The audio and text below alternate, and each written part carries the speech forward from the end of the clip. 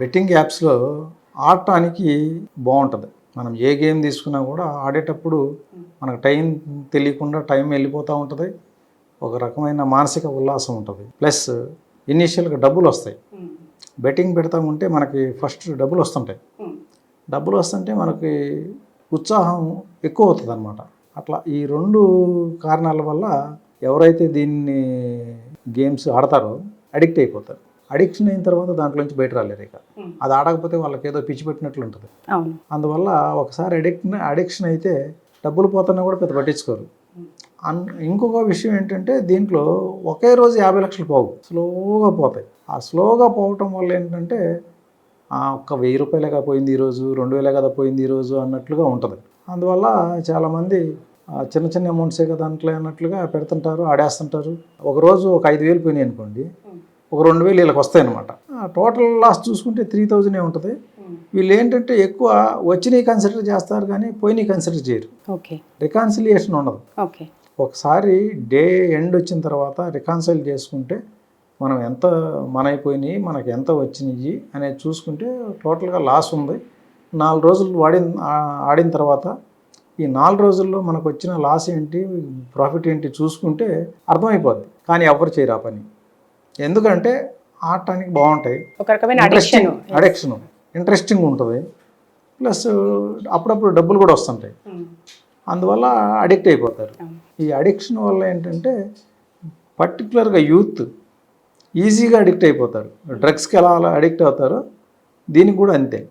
ఎక్కువ youth addiction అవుతారు. వాళ్ళు ఏంటంటే చాలామంది 10th ఇంటర్మీడియట్ పిల్లలు కూడా అడిక్షన్ అయితే ఈ parents credit cards debit cards కాజేసి కూడా ఆ నంబర్లో క్రెడిట్ కార్డ్ దానికి ఏంటంటే ఆడేటప్పుడు మనం రీఛార్జ్ చేసుకోవాలి. రీఛార్జ్ చేయాలి అంటే క్రెడిట్ కార్డో డెబిట్ కార్డో ఉండాలి. ఆ credit card debit card parents ఇచ్చేసి కూడా ఆడేస్తుంటారు. అవును, పేరెంట్స్కి తెలియకుండా ఇంట్లో మెంబరే కాబట్టి అది ఇచ్చేస్తారు. ఓటీపీలు వస్తాయి, వీళ్ళు ఆ ఓటీపీలు ఎంటర్ చేసేసి రీఛార్జ్ చేసేస్తారు. ఇంతకుముందు కొన్ని కేసుల్లో మాకు తెలియకుండా మా అమౌంట్లు పోయాయని అని చెప్పి వచ్చి కంప్లైంట్ చేసిన కేసుల్లో మనం ఇన్వెస్టిగేట్ చేస్తే తెలిసింది ఇదే. ఇవన్నీ గేమింగ్స్కి పోతున్నాయి. గేమింగ్ యాప్ ఎవరు ఆడుతున్నారని చూస్తే వాళ్ళ ఇంట్లో ఉన్న పిల్లలే ఎక్కువ. చిన్న పిల్లలు పర్టికులర్గా teenagers 10th class, intermediate, 8th class వీళ్ళు అడిక్షన్ అయ్యే అవకాశం ఉంది వీటిల్లో. అయితే ఆన్లైన్ జూదంలో ఎక్కువగా అడిక్ట్ చేసేవి ఏ ఉంటాయంటారు, ఏ గేమ్స్ ఉంటాయంటారు ప్రసాద్? ఒక గేమ్ పర్మనెంట్గా అనేది ఉండదు. ఎందుకంటే ఇవి మనం తెలంగాణలో బ్యాన్ చేసినాము. ఎప్పటికప్పుడు మనకు వచ్చిన యూఆర్ఎల్స్, ఏ యూఆర్ఎల్ అయితే ఈ గేమింగ్ని ఇక్కడ మనకి ఎనేబుల్ ఉందో అవి బ్లాక్ చేసి ఇచ్చేస్తుంటాం. అందువల్ల ఒక పర్టికులర్గా ఇదే అని చెప్పి ఉండదు. చాలా మంది తీన్ పట్టి ఉంగు అని ఒకటి ఉంటుంది. తీన్ పట్టితో స్టార్ట్ అయ్యి తీన్ పట్టి అనేది ఒక గేమ్. ఆ తీన్ పట్టి మీద చాలా రకాలు పెడుతుంటారు. తీన్ పట్టి అనేది ఒకటి వస్తుంది, దానికి ఏదో ఒక తోక తగిలిస్తారు. ఉంగో బింగో అట్లాంటివి తగిలించి యాడ్స్, మనం ఇప్పుడు ఫేస్బుక్ చూస్తున్నాం, ఇన్స్టాగ్రామ్ చూస్తున్నాం, దాంట్లో యాడ్ వచ్చేస్తుంది. యాడ్ ఎట్లా ఉంటుందంటే చాలా లూక్రేటివ్ యాడ్స్ వస్తాయి. ఆ లూక్రేటివ్ యాడ్స్ ఏంటంటే ఈ గేమ్ ఆడితే మీకు చాలా ప్రాఫిట్ వస్తుంది అన్న టైప్లో ఇస్తారు. ఫైనాన్షియల్ ప్రాఫిట్స్ వచ్చే విధంగా మనకి యాడ్స్ ఇస్తారు వాళ్ళు. అది క్లిక్ చేయగానే కొన్నిసార్లు ఏంటంటే యాప్స్ డౌన్లోడ్ అవుతాయి, కొన్ని వెబ్ లింక్స్ అవి వెబ్ లింక్లో ఓపెన్ అయ్యి రిజిస్టర్ చేసుకోమంటారు. ఈ గేమ్స్ ఆడేటప్పుడు ఏంటంటే మనం రీఛార్జ్ చేస్తేనే ఆడే గేమ్స్ కాబట్టి 100% రిజిస్టర్ చేసుకోవాలి. మన ఫోన్ నెంబర్ ఇచ్చి ఓటీపీ వస్తుంది, ఓటీపీ చెప్పి రిజిస్టర్ చేసుకోవాలి. అంటే మనం ఫోన్ నెంబర్తో ఒకసారి ఓటీపీ వచ్చింది అంటే కనుక మన ఫోన్ నెంబర్తో మనల్ని ఐడెంటిఫై చేస్తుంది. ఏ గేమ్ డౌన్లోడ్ చేసినా మన ఫోన్ నెంబర్తో ఐడెంటిఫై చేసేసి మన హిస్టరీ అంతా వాళ్ళ దగ్గర ఉంటుంది. మనకి రీఛార్జ్ ఆప్షన్ ఇస్తారు. రీఛార్జ్ చేసిన తర్వాత మనకు దాంట్లోనే ఆ గేమ్లోనే ఇలా రూల్స్ అండ్ రెగ్యులేషన్స్ మెన్షన్ చేసిన తర్వాత కొంతమంది అవి చదువుతారు, కొంతమంది చదవరు. తర్వాత ఆడటం మొదలు పెడతారు.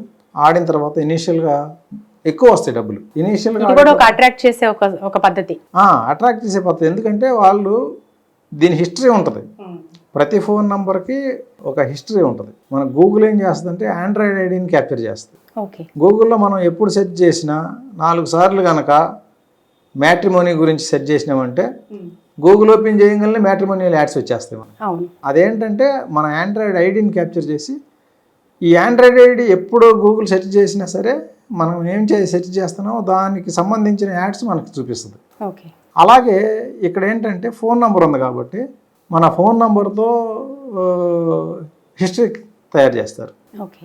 ఎన్నిసార్లు ఆడాడు ఈ గేమ్, ఇది ఫస్ట్ సారా, రెండోసారా, మూడోసారా, ఎంత లాస్ అయ్యింది, ఇప్పటివరకు ఈయనకి గెయిన్ ఎంత, లాస్ ఎంత. ఫస్ట్లో ఇనీషియల్గా కనుక లాస్ ఎక్కువ ఉంటే వాళ్ళు ఒప్పుకోరు, మనకి గెయిన్ ఉండాలి, ఆడే వాళ్ళకి గెయిన్ వచ్చేటట్లు. ఇదంతా ఒక ట్రాప్ కాబట్టి అదంతా ప్రోగ్రామింగ్ వాళ్ళది. అలా చేసి ఫస్ట్లో మనకి లాభాలు ఎక్కువ వస్తున్నట్లు చూపిస్తారు. వీళ్ళు కూడా ఆడేటప్పుడు ఎక్కువ లాభాలు వస్తున్నాయి కానీ బాగా అట్రాక్ట్ అవుతారు, తర్వాత అడిక్ట్ అయిపోతారు. లాంగ్ రన్ ఆడితే కనుక లాస్ వచ్చేస్తాయి. ఇవి మన ఇండియన్ యాప్స్ కాకుండా కొన్ని బయట యాప్స్ ఉన్నాయి. ఓకే. వాటికి అవన్నీ అన్రిజిస్టర్డ్ ఇల్లీగల్ యాప్స్. అవి గూగుల్ ప్లే స్టోర్లో కానీ ఎక్కడ ఉండవు, ఓన్లీ యాడ్స్ ద్వారా వస్తాయి. క్లిక్ చేస్తే వెబ్ లింకుల ద్వారా ఓపెన్ అవుతాయి. లేదు ఏపీకే ఫైల్స్ కూడా కొన్ని ఏపీకే ఫైల్స్ మెయింటైన్ చేస్తారు, ఎక్కువ వెబ్ లింక్స్ మెయింటైన్ చేస్తారు. రిజిస్ట్రేషన్ చేసుకుంటాం. రిజిస్ట్రేషన్ చేసుకున్న తర్వాత మన క్రెడిట్ కార్డు, డెబిట్ కార్డు ద్వారా రీఛార్జ్ చేసుకోమని చెప్తారు. రీఛార్జ్ చేసుకున్న తర్వాత ఆడే కొద్దీ ముందు ఫస్ట్లో మనకి వస్తున్నట్లు ఉంటుంది, తర్వాత పోతాయి. వీటి మీద ఎవరికి కంట్రోల్ లేదు. ఒక 133 మాత్రం మన ఇండియాలో రిజిస్టర్డ్ యాప్స్ ఉన్నాయి. అవేం చేస్తాయంటే ఎవరైతే ఏ స్టేట్లో అయితే బ్యాన్ ఉందో, ఆన్లైన్ గేమింగ్ బ్యాన్ ఉందో ఆ స్టేట్లో వాటిని డిజేబుల్ చేస్తారు. ఇప్పుడు మన తెలంగాణ, ఆంధ్రప్రదేశ్, అస్సాం ఈ 3 స్టేట్లో బ్యాన్ ఉంది. ఈ 3 స్టేట్లో ఏంటంటే వాళ్ళు జియో ఫెన్సింగ్ ద్వారా వాళ్ళ అప్లికేషన్ ఇక్కడ పని చేయకుండా చేస్తారు. అయితే వీళ్ళు కొంతమంది ఏం చేస్తారంటే, ఇప్పుడు హైదరాబాద్ వాళ్ళు ఎప్పుడైనా ముంబై పోయారు, లేదు కర్ణాటక పోయారు, కర్ణాటకలో డౌన్లోడ్ చేసుకుంటారు యాప్ని, అక్కడ స్టార్ట్ చేస్తారు.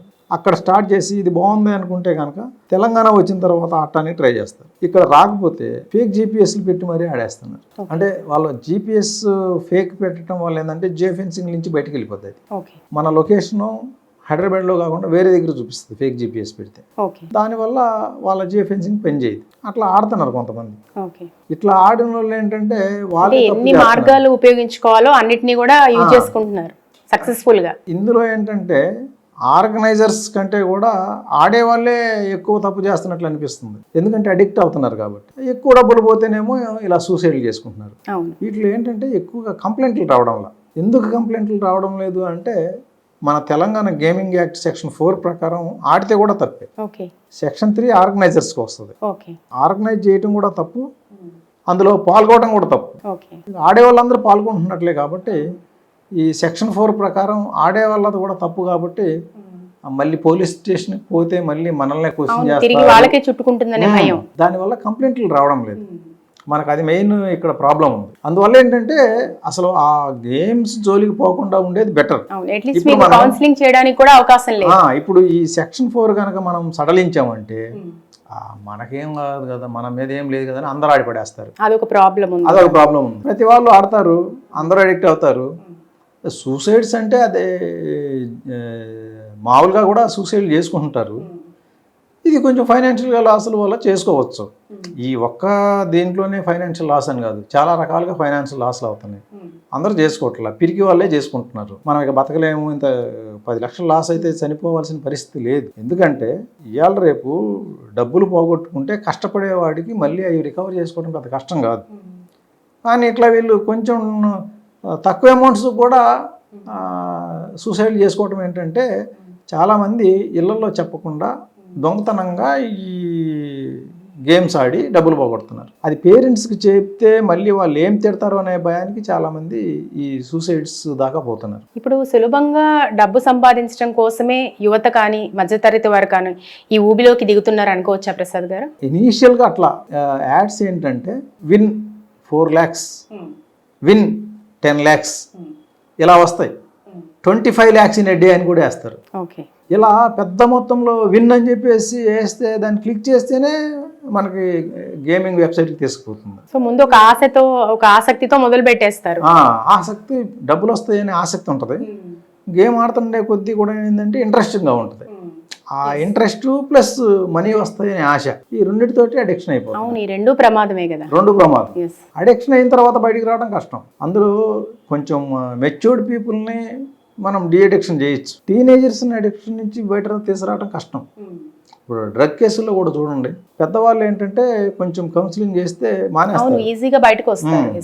యూత్ అట్లా అంత తొందరగా తీగిరారు, వాళ్ళకి ప్రొలాంగ్డ్ కౌన్సిలింగ్ అవసరం ఉంటుంది. ఇది కూడా అంతే. అడిక్షన్ అయితే యూత్ని మళ్ళీ ట్రాక్లో పెట్టాలంటే మనం ప్రొలాంగ్డ్ సూపర్విజన్ అండ్ కౌన్సిలింగ్ ఉండాలి. ఆ పేరెంట్స్ ఎప్పుడు సూపర్వైజ్ చేస్తుండాలి. అవును, అందుకే యువతని టార్గెట్ చేస్తుంది. యూత్కి ఏంటంటే ఇప్పుడు ఫోన్ ఇవ్వలేని పరిస్థితి, ఫోన్ ఇవ్వకుండా ఉండే పరిస్థితి లేదు. ఫోన్ ఇవ్వలేదంటే కనుక వాళ్ళు తిండి కూడా మానేస్తున్నారు. వాళ్ళని బతిమలాడుకునే పరిస్థితి వచ్చింది. కానీ ఫోన్ పేరెంట్స్ ఫోన్ కాదు, కొత్తగా వాళ్ళ కోసం ఒక ట్యాబ్ ఫోన్ పర్టికులర్ గా ఇవాళ కొనిపెట్టాల్సిన పరిస్థితి ఇప్పుడు. ఇంకోటి అంటే ఇప్పుడు మీ ఫోన్ మీరు బిజీగా ఉంటారు, మాకు మధ్యలో ఆ కొంచెం టైం కూడా డిస్టర్బెన్స్ అని. ప్లస్ ఇంకోటి ఏంటంటే ఇప్పుడు క్లాసులు కూడా చాలా మంది డిజిటల్ క్లాసులు అయిపోయినాయి. అవును, అదొక డిజిటల్ క్లాసులు వినడానికి వాటికి కూడా ఏంటంటే ఈ ట్యాబ్స్, చిన్న ట్యాబ్స్, ఫోన్స్ ఇవ్వాల్సి వస్తుంది. ఏ మెసేజెస్ వచ్చినా కూడా స్కూల్ నుంచి కూడా మెసేజెస్ వాట్సాప్ నుంచి పంపిస్తున్నారు, ఇన్ఫర్మేషన్ మొత్తం అంతా. ఇప్పుడు స్టూడెంట్స్ ని మనం కంప్లీట్ రిస్ట్రిక్షన్ చేసే పరిస్థితి కూడా లేదు.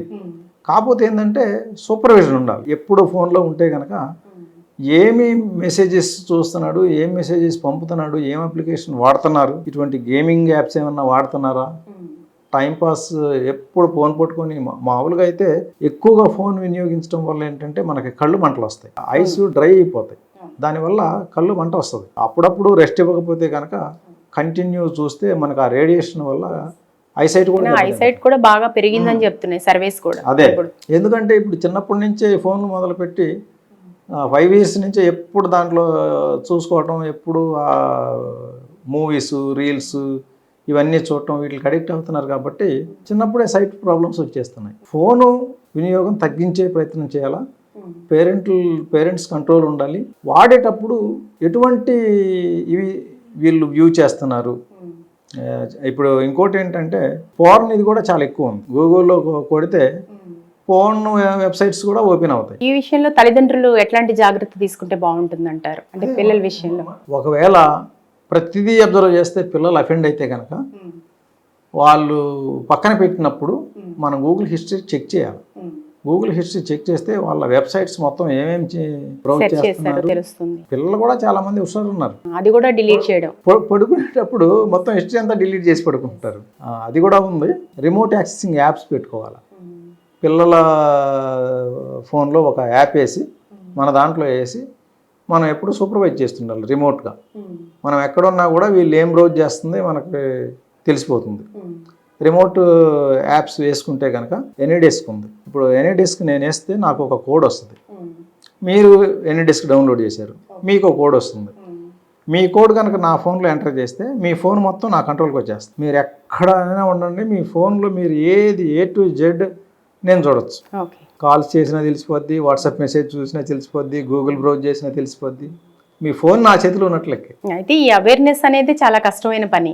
ఇప్పుడు ఏంటంటే అందరికీ తెలిసి ఉండాలి, ప్రతి పేరెంట్స్ తెలిసి ఉండాలి, దాని మీద ఆ కాన్సంట్రేషన్, ఆ ప్లస్ పిల్లలకు తెలియకూడదు. అది ప్రతి విషయానికి కూడా మెరిట్స్, డిమెరిట్స్ ఉంటాయి.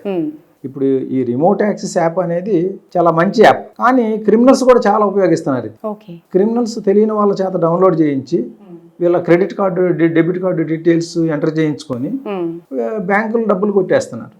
చాలా మంది పెద్దవాళ్ళకి తెలియదు.